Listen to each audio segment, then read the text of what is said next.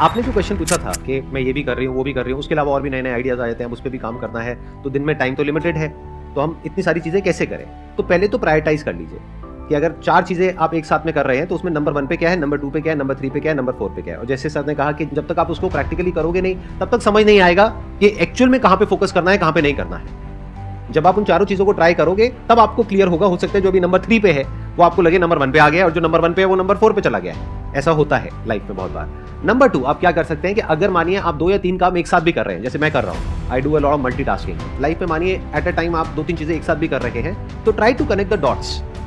उसको ये रखिए अपने माइंड में, एक बड़ी विजन रखिए, उस बड़ी विजन से इन सब कामों को कनेक्ट कर दीजिए। That is the way in which you can create order in your mind. यही एक बहुत बड़ी क्वालिटी होती है उन लोगों में जो कुछ बड़ा कर जाते हैं या एक्चुअल में लाइफ में सक्सेसफुल होते हैं। वो जो नहीं हो पाते हैं, वो क्या है, वो हर एक अलग अलग काम को अलग अलग समझते हैं। अलग अलग कुछ भी नहीं है, सब कुछ एक दूसरे से जुड़ा हुआ है।